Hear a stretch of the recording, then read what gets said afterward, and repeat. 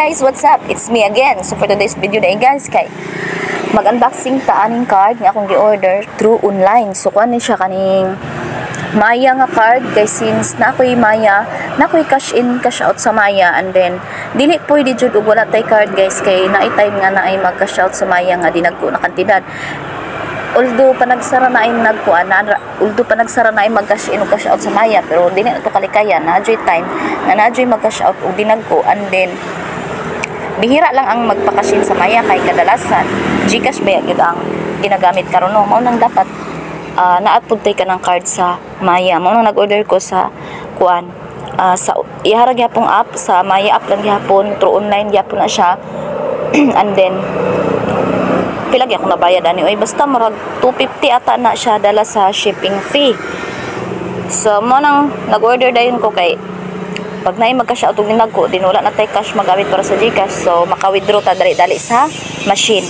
Ang akong gina-withdrawhan ani dito ara ko sa kanang kuan dra sa Coop, kay pwede mag-withdraw dra sa GCash, pwede pud sa Maya. Unya ang kuan nila, ang kanang charge kay kuan lang barato ra kay sa uban, kung mag-withdraw ka sa ubang machine, ang charge nila 18 pesos every withdraw nimo. Pero sa Coop guys, kuan lang ang ilahang bayad, 10 pesos lang siya kada withdraw. So liga sila og 8. Unya sayang pud tong 8 pesos no, kaysa ang limit ra ba nila sa isa ka withdrawhan 10k. Unya kung mag-withdraw ka 20k, di duha na siya ka transaction, so mas naka-save ka at least.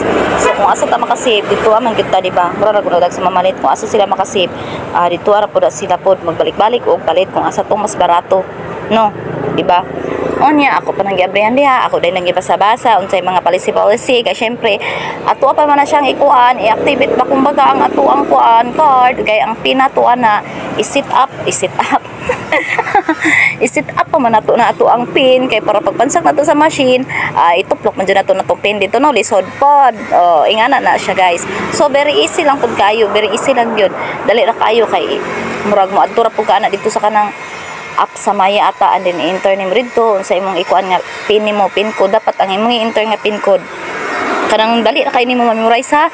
Ayaw nang mga lisod kay na pin, kay ngano agoy tagilid gyud ta diha kapag abot sa panahon nga makalimot-limot to sa tong pin nya, naisulod atong card na mabuang gyud ta diha guys.